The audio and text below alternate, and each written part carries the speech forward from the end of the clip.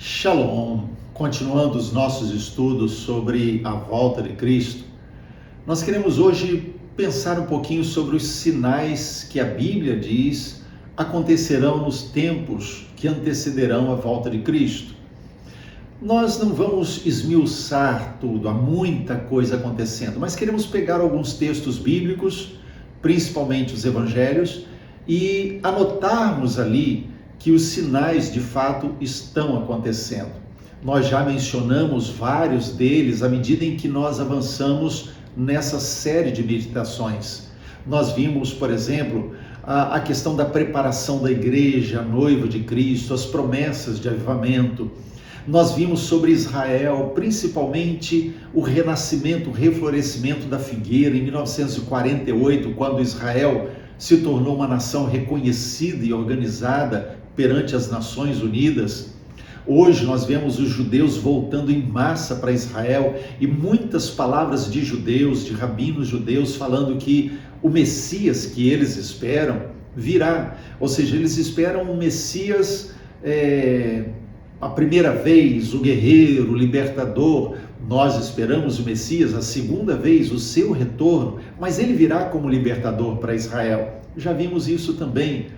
Nós vemos como o mundo está sendo preparado para o anticristo, como a nossa cultura secular, a cultura desta era, do presente século, está convergindo para o surgimento de um líder mundial, de um governo dominador mundial, quando o anticristo imporá a adoração a si mesmo para todos e perseguirá todos aqueles que têm outro tipo de culto, não só cristão, mas quem quiser ter algum culto que não seja o anticristo será perseguido. Já vimos também o sinal da apostasia, porque a Bíblia nos diz, Paulo fala que antes que chegue aquele dia, virá a apostasia.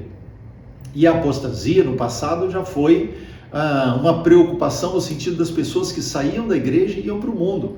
Mas hoje nós sabemos, a apostasia está dentro da igreja. Já vimos sobre o sincretismo, a mistura de princípios que são cristãos com princípios pagãos ou de outras religiões. Nós vimos o secularismo entrando dentro da igreja, formatando a mentalidade dos cristãos. Vimos como isso produz no meio cristão o surgimento ou o abraçar das ideologias progressistas, o socialismo, como ele tem entrado no meio da igreja através de várias correntes teológicas. Mas sabemos que esse socialismo é o da unidade forçada, em que você tem que pensar igual aos outros. Se você não pensa, você é cancelado, é perseguido, não é? Você tem que ir atrás dos youtubers e dos coachings e dos lacradores da época, porque se você não estiver indo na onda do que eles estão falando, você vai ser perseguido. Nós vimos que com isso a marca da besta já está presente, na testa, com humanismo, mentalidade mundana, racionalismo, inimigo da fé; na mão, quando Mamon tem entrado na igreja, o apego às riquezas, busca da prosperidade material tem entrado na igreja. E vimos que no meio de tudo isso, o mistério da iniquidade já opera. Ou seja, o inimigo está operando e as coisas estão sendo preparadas para o anticristo. Mas na verdade, eu e você sabemos, as coisas estão sendo preparadas para a volta de Cristo. Bom, hoje nós queremos ver os sinais em outros textos bíblicos, relembrar alguns que já vimos, mas antes disso nós vamos orar. Pai, nós pedimos a Tua graça sobre nós, que a Tua bondade nos alcance e nos dê sabedoria, Deus, capacidade para compreendermos a Tua palavra e recebermos os ensinos que o Senhor nos quer transmitir. Eu peço que a Tua bênção seja conosco, em nome de Jesus. Amém. Muito bem, além dos sinais que já mencionamos, nós podemos mencionar outros sinais, mas precisamos ter uma coisa em mente. Aliás, duas. A primeira é a expressão dores, princípio das dores. A palavra dores quer dizer dores de parto. Isso quer dizer que os sinais embora você veja ele ao longo da história, ou seja, sempre aconteceram essas coisas, nós podemos observar que eles estão se intensificando nesses últimos tempos. Ou seja, como as dores de parto que se intensificam, assim também os sinais estão se intensificando. Intensidade e frequência. A segunda coisa é que todos esses sinais acontecerão juntos, ao mesmo tempo. Tudo isso que nós já vimos e vamos ver estarão acontecendo ao longo desse que nós chamamos que é o dia do Senhor, o período final de preparação para a volta de Jesus.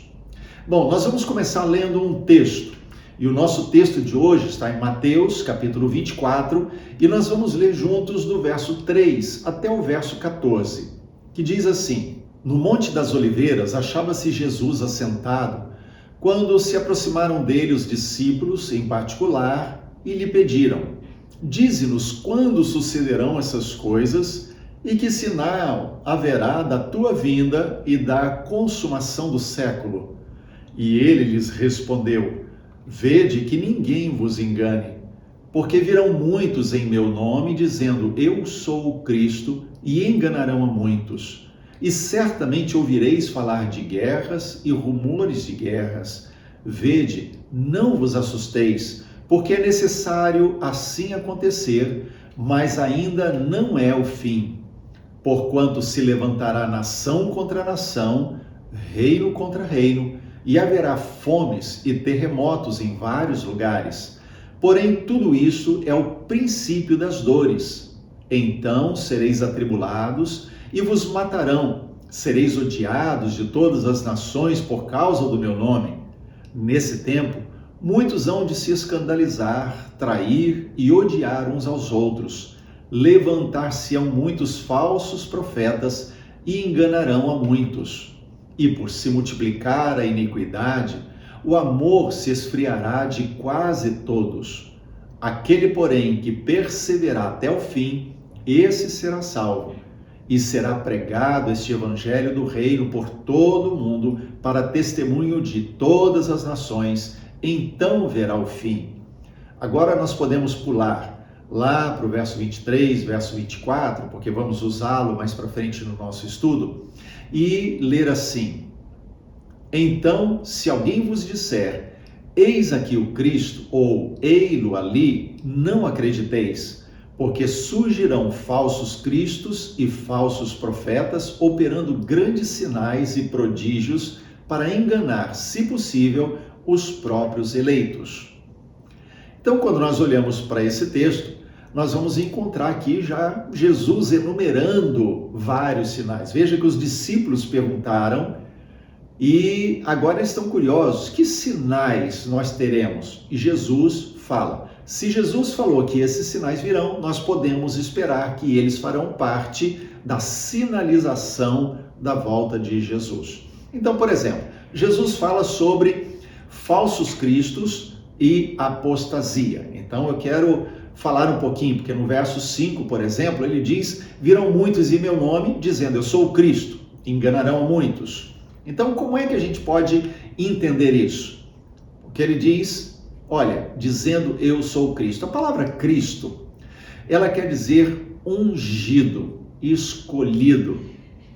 Então, isso quer dizer que muitos virão e dirão, eu tenho a unção. Eu sou ungido de Deus. Uau! Isso aparece lá fora, mas isso aparece dentro da igreja também. Pessoas que se dizem ungidas de Deus e que na verdade não o são. Quando nós olhamos quantas pessoas hoje, elas atuam dentro da igreja a troco de cachês. Se você quer determinado cantor gospel, se você quer determinado artista para um show gospel, você vai ter que pagar um cachê para eles e esse valor ele é estipulado previamente, não é uma oferta. Não é como Paulo, por exemplo, já disse nas suas viagens, falando às igrejas, olha, vocês poderão me ajudar, vocês poderão me enviar, mas não vemos ele colocando valor, ou seja, tem que ser espontâneo. No entanto, há muitos que estão fazendo a troco de cachês, a troco de dinheiro, e dizendo: eu tenho a unção. A questão da apostasia, ela pode ser identificada nisso, mas também pode ser identificada também em várias outras coisas. Por exemplo, nós sabemos que a apostasia está dentro da igreja porque há muitas pessoas dentro da igreja que já abandonaram a fé. Estão pelo costume, frequentam os cultos pela amizade com os outros irmãos, estão mais preocupados em receber a bênção de Deus do que o Deus da bênção.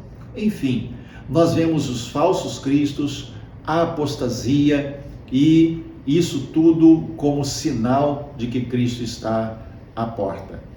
Lembre-se, Jesus está falando com discípulos, então os sinais são para a igreja. As pessoas que são desta era, as pessoas que são do mundo, elas não vão entender esses sinais. Então Jesus não está dando sinais para todo mundo. Os sinais que ele dá têm a ver com a igreja. Então nós podemos dizer que a igreja vai identificar falsos cristos, a igreja vai identificar apostasia, a igreja vai ver isso no seu meio e no mundo. Quando nós olhamos, por exemplo, os versos 23 e 24, né, ele diz assim, se alguém disser ao Cristo, ele ali, não acrediteis, cuidado, porque no verso 4 ele diz assim: porque virão muitos falsos cristos, falsos profetas, vão fazer sinais, vão fazer prodígios e, se possível, enganar até os eleitos. Ora, então ele está dizendo que pessoas falsas, com falsa unção, vão fazer sinais. Não se engane, milagres, manifestações espirituais não são a garantia de espiritualidade. Não corra atrás de pessoas só porque ele ora, acontece, ele impõe as mãos, acontece. Não é isso que determina o nível de espiritualidade da outra pessoa. É o andar dela com Deus. Existem até 2 níveis de unção, nós podemos dizer. Aquela que tem a ver com o ministério, a pessoa está exercendo o ministério, Deus está honrando por causa das outras pessoas, por causa daqueles que o buscam. Mas existe a unção que é pessoal, que é fruto do meu andar com Deus. E esse Deus não vai dar se a pessoa não quiser de fato buscar a sua face. Nessa questão dos falsos cristos, né, e apostasia, o verso 10 diz que muitos vão se escandalizar, vão trair e odiar uns aos outros. A palavra escandalizar quer dizer ofensa. E por causa de ficarem ofendidos, vão odiar e vão trair. Deixa eu falar uma coisa. Nós vivemos a geração do mimimi, a geração do dodói. Nós vivemos uma geração em que as pessoas têm compromisso consigo mesmo, com a própria alma, com aquilo que eles podem receber de mimos e agrados. Por que tem tantas pessoas pulando de uma igreja para outra? Porque fica dodói numa igreja e quer ir para outra. Porque muitas vezes não concorda com uma pregação, com uma disciplina, com uma chamada de atenção do seu líder, do seu pastor, e vai mudar. Nós vemos que esse tempo do mimimi, nós vemos lá fora no mundo e vemos também dentro da igreja. Você não pode ter posições, você não pode ser radical, você não pode ser alguém com convicções. Porque se você tem convicções e bases, lealdade com a palavra de Deus, você vai ser perseguido. Poste coisas firmes da palavra de Deus nas redes sociais, você vai ver o resultado disso. Você vai ser perseguido, vai ser isolado, pessoas vão te abandonar, vão parar de te seguir. Nos países fechados, esse tipo de perseguição já existe. Nós vemos filhos traindo pais. Recentemente vimos um início de revolução ou de revolta dentro de Cuba, que é um país fechado. E o que o governo fez? Chamou a própria população para abafar aquilo. Não os policiais. Os policiais foram no início, mas depois o próprio povo fica um traindo o outro, um dedurando o outro. É isso que acontece às vezes até dentro da igreja, irmão contra irmão. Mas não é da mesma família no sentido de sangue, mas irmãos em Cristo, que deveriam se amar, que deveriam andar juntos, estão se traindo, se odiando, não conseguem andar junto, pastores não conseguem estar no mesmo ambiente, não conseguem ter unidade. Eu só tenho unidade se pensar igual, se fizer as coisas do jeito que eles fazem, do jeito que aquele pastor faz, eu não concordo muito, não vou andar com ele, não. Unidade é sermos capazes de, apesar das diferenças, andarmos juntos em amor. Não nos condenarmos porque temos diferenças, somos um corpo, e no corpo de Cristo são muitos membros, cada membro com a sua função, cada membro com o seu ministério, cada membro com o seu jeito, e Deus usa a todos para sua glória. Então, na igreja está muito cheio de ofensas, e Jesus falou que uma das coisas que ia acontecer nesse tempo do fim seria a intensificação disso, dores de parto, intensificação, quantidade, muito mimimi, muitos se ofendendo facilmente, muitos desigrejados porque estão ofendidos com a igreja, dizendo, não, essa não é a igreja de Cristo, a instituição. Querido, são pessoas dodóis, ofendidas e que estão querendo satisfazer o próprio ego.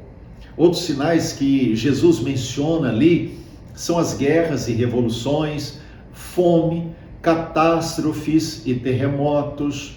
O verso 6, ele diz, olha, vocês vão ouvir falar de guerras e rumores de guerras. Não se assustem, ainda não é o fim. Vai acontecer, mas não é o fim ainda. Mas isso vai começar a se intensificar. No verso 7 ele diz, olha, vai se levantar nação contra nação, reino contra reino. Haverá fome e terremotos em vários lugares.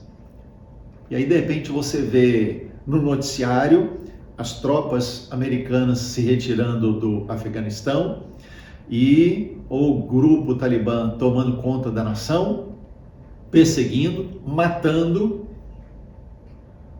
cristãos, matando aqueles que não são os fiéis, porque eles só vão preservar os fiéis, os infiéis, sejam eles cristãos ou não, vão ser mortos, perseguidos e mortos, e isso está acontecendo. Aí já vemos esse Talibã agora ameaçando Israel, ameaçando os Estados Unidos, ameaçando países da Europa. Nós vemos o Irã se fortalecendo com armas nucleares e declarando que dentro de alguns anos, poucos anos, Israel não existirá mais, será varrido do mapa. Como? Se não por um ataque, e talvez um ataque até nuclear. Nós vemos ali os países vizinhos de Israel se levantando contra eles, enquanto Israel consegue fazer acordos de paz com alguns, outros estão se armando para se levantar contra eles. Vemos a Rússia e a China numa escalada armamentista, se tornando cada vez mais poderosos, principalmente a China. Nós vemos fome, as crises humanitárias desses últimos tempos. Nós vimos na Síria, quando tudo começou, a primavera árabe, chamada assim, quando começou a acontecer em vários países, muitos refugiados, outros países acolhendo e esses refugiados passando fome. Aqui no Brasil mesmo nós vemos, muitas vezes até na nossa cidade, nos cruzamentos, pessoas que vieram da Venezuela, fugidos, pessoas que vieram de outros lugares, de outros países. Na Europa, muitos refugiados da Síria, passando necessidade, tendo que lutar para sobreviver, fome em todo lugar, os acampamentos de refugiados em alguns países, como a Turquia, pessoas lá em locações assim, subhumanas mesmo, Nós vemos os terremotos, nós tivemos terremotos grandes no Japão, na Indonésia, no Chile, aqui perto, no Haiti agora, recentemente, no Pacífico Sul, na ilha de Java, nas ilhas Salomão, então vários lugares experimentando terremotos significativos. O Brasil teve tremor de terra pouco tempo atrás, até no Brasil nós sentimos isso em alguns lugares. Então, os sinais estão aí. O verso 12 nos fala da iniquidade, o aumentar a iniquidade. Ele diz, olha, por se multiplicar a iniquidade, o amor se esfriará de quase todos. Não quer dizer todos, porque Deus sempre tem o seu remanescente, mas de quase todos. E aí nós olhamos para o que tem acontecido hoje. onde a injustiça tem acontecido e as pessoas, por medo, se calam. E quando nós nos calamos diante da injustiça, quando nós nos calamos diante da opressão, nós nos tornamos cúmplices e o nosso coração começa a se endurecer. Nós perdemos a sensibilidade da empatia, não conseguimos estar sensíveis à dor do outro, e isso é o amor se esfriando. Nós vemos, por exemplo, que nós estamos num tempo muito complicado, um tempo em que as crianças estão sendo alvo, projetos propondo pedofilia. Nós vemos que poucos anos atrás, o nosso Supremo, ele decidiu que a relação sexual consentida, ou seja, com concordância dos dois, com uma criança acima de 12 anos, ela não é crime mais. Ou seja, um adulto com 50, com 60, com 70 anos, com 40 anos, que queira ter relação sexual com um menor de 13 anos, não vai ser considerado crime. Daqui a pouco, de 12 vai baixar para 10, de 10 para 8, e sem que tenha o nome pedofilia, a pedofilia vai entrar na sociedade humana. E eu tenho dito o seguinte: as nossas crianças precisam ser protegidas, e nós precisamos clamar ao Senhor por misericórdia, mas as crianças são a última barreira, a última fronteira antes que venha o juízo de Deus. O Senhor não tolerará que se ponha a mão sobre os pequeninos. O próprio Jesus disse: é melhor que se amarre uma pedra de moinho, ou seja, aquelas pedras grandes e pesadas para moer os grãos, é melhor amarrar uma pedra dessa no pescoço e lançar no mar do que tocar nos pequeninos e escandalizar um dos pequeninos. Mas vivemos um mundo de injustiça. Estamos caminhando para ser uma grande Sodoma. E nós sabemos que quando Sodoma estava cheia de iniquidade, de pecados, principalmente pecados de perversidade sexual, o Senhor trouxe juízo sobre ela. Isaías capítulo 59, no verso 14, o profeta diz assim: pelo que o direito se retirou e a justiça se pôs de longe, porque a verdade anda tropeçando pelas praças e a retidão não pode entrar. Sim, a verdade sumiu, e quem se desvia do mal é tratado como presa. O Senhor viu isso e desaprovou o não haver justiça. Então lembre-se, quando nós nos calamos diante da injustiça, nos tornamos cúmplices e demonstramos que o amor em nós já se esfriou. No verso 14, nós vemos um outro sinal que é missões. Ele diz: olha, o evangelho do reino será pregado a todas as gentes, a todas as nações. Aqui a palavra nações, ela não quer dizer politicamente organizada, com a fronteira determinada, mas etnias. E aí, isso é multiplicado por muito mais do que o número de nações que nós temos no mundo hoje. No entanto, eu quero chamar a atenção para um detalhe. Nessa pandemia, a quantidade de crentes, de igrejas que foram para a internet é absurda. Isso se multiplicou imensamente, foi exponencial o crescimento. Então, quando nós vemos isso, lembre-se de uma coisa: a sua mensagem, essa mensagem pela internet, ela chega a lugares que a gente não imaginava. Nós conseguimos alcançar pessoas em lugares que nós não imaginamos. Então, não subestime o poder da mensagem mandada através da internet. Tem muitos bloqueios, tem muitas coisas, países fechados tentam bloquear, mas Deus dá sempre habilidade para alguém para burlar isso e receber a mensagem de salvação nesses países fechados. Então, em tempo de pandemia, o evangelho tem sido pregado e tem chegado a lugares onde missões tradicionais de enviar missionário não chegariam. E eu posso dizer que o evangelho do reino tem sido pregado a muitas etnias que estavam sem o evangelho, mas agora estão recebendo pela internet. E como nós saberemos que chegou o fim? Como saberemos que todas as etnias receberam a palavra? Não saberemos, mas o Senhor sabe. Ele conhece cada uma. Também temos nos versos 32 a 34 o sinal da figueira. A figueira é símbolo de Israel. E Jesus ele fala, olha, aprendam pois a parábola da figueira. Quando já os seus ramos se renovam e as folhas brotam, sabeis que está próximo o verão. Assim também vós, quando vides todas essas coisas, sabei que está próximo às portas. Em verdade vos digo que não passará essa geração sem que tudo isso aconteça. Duas expressões que eu já falei aqui no estudo estão destacadas por Jesus. Primeiro, que quando vides todas essas coisas. Segundo, não passará essa geração. Qual geração? A geração da figueira. A geração da figueira é a geração do renascimento de Israel. Então, a geração que viu Israel renascer, 1948 para cá, ou quem sabe 1967, quando Jerusalém foi unificada, porque estava dividida, metade para Israel, metade com os árabes, e agora tudo de Israel.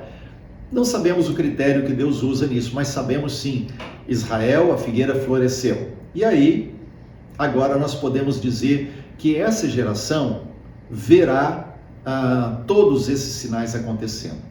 Quanto dura uma geração? Isso é questionável, isso é polêmico, né? Mas nós podemos dizer que poderia ser visto 40 anos, é o tempo da travessia do deserto, nós poderíamos dizer 70 anos, porque o salmista diz que o que passa disso é enfado e canseira, mas 70 seria o limite da idade saudável.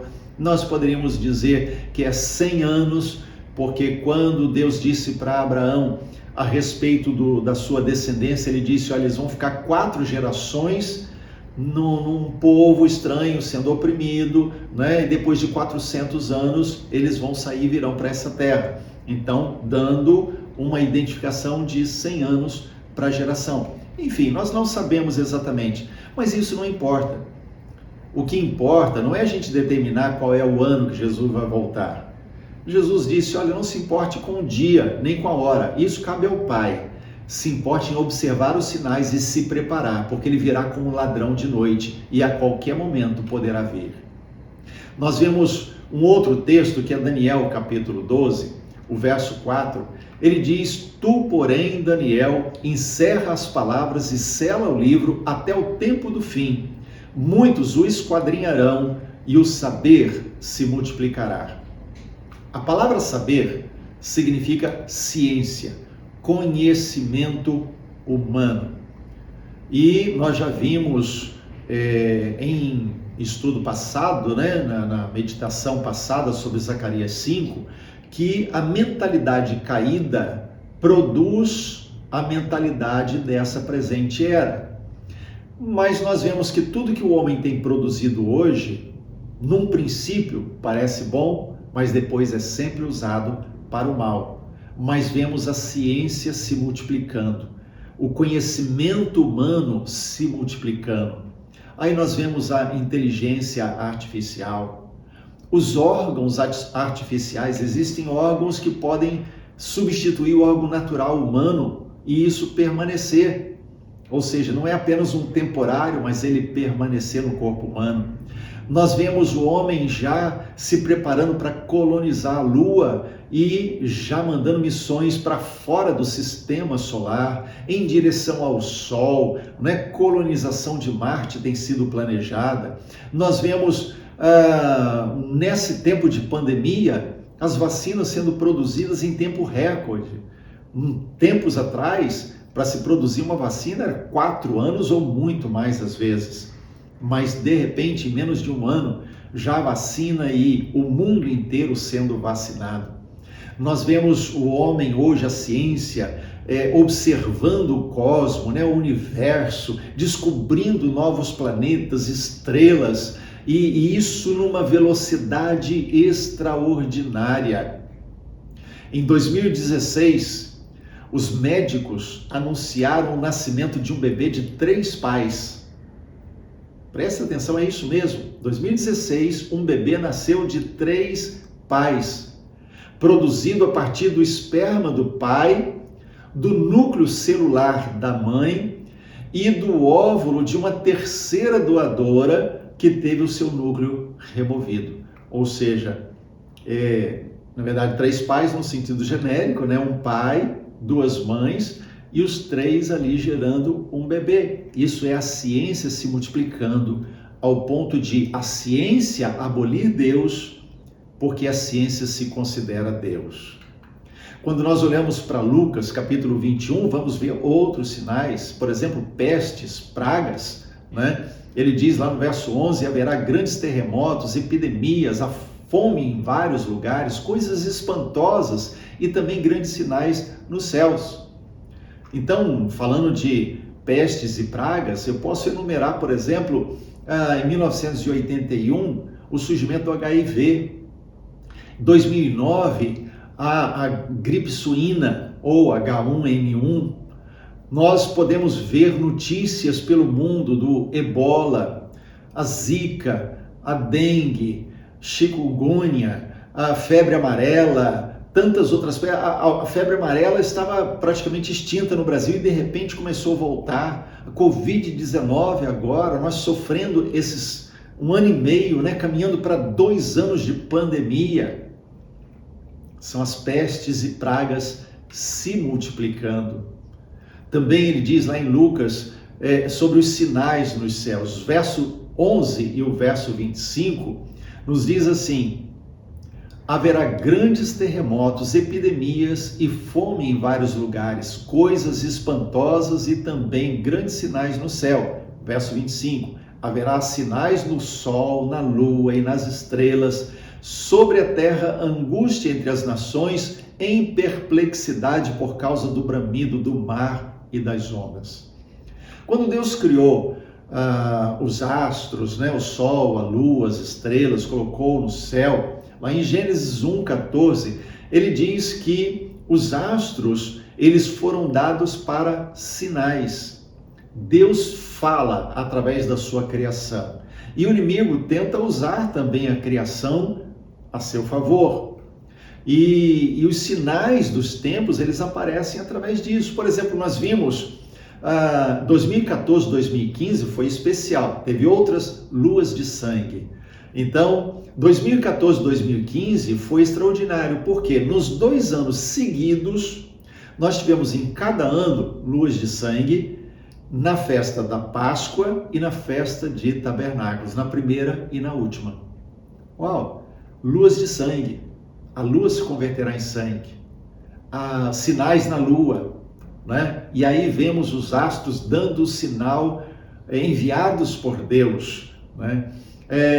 Nós nunca vimos tantos tsunamis, porque o texto nos diz aqui, o verso 25, que os homens vão ficar angustiados e perplexos por causa do bramido do mar e das suas ondas.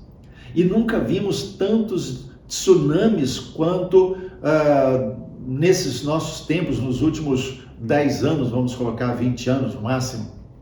Nós tivemos 9 tsunamis imensos, inclusive no Chile nós tivemos tsunami. Nós tivemos nesse período mais de 240 mil pessoas morrendo por causa dos tsunamis. No verso 26 de Lucas também nos diz que os poderes dos céus serão abalados. Ele diz: haverá homens que desmaiarão de terror e pela expectativa das coisas que sobrevirão ao mundo, pois os poderes dos céus serão abalados. Como entender poderes dos céus? Aqui também a interpretação, ela varia muito dependendo da sua fonte. Nós poderíamos dizer que é literal, os poderes dos céus, quer dizer, os astros vão ser abalados.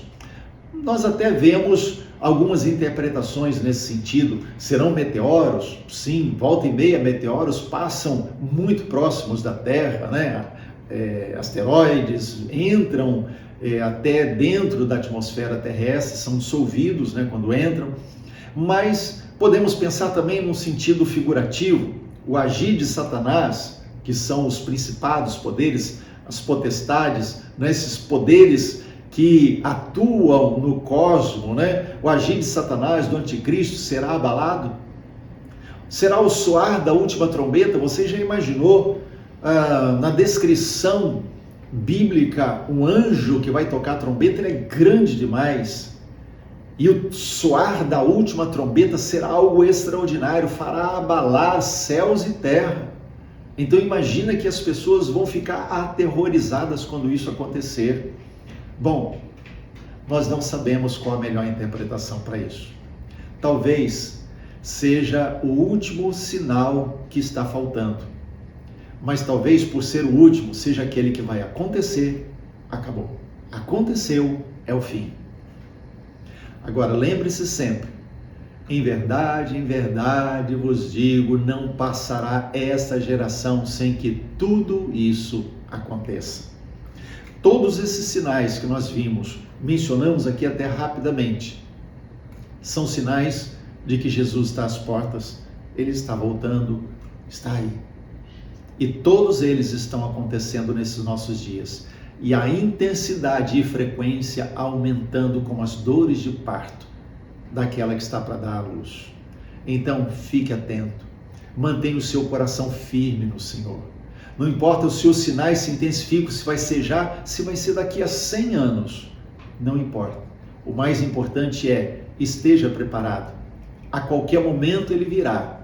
E o mais importante é estarmos preparados e recebermos dele, quando o encontrarmos, o bem-estar, servo bom e fiel.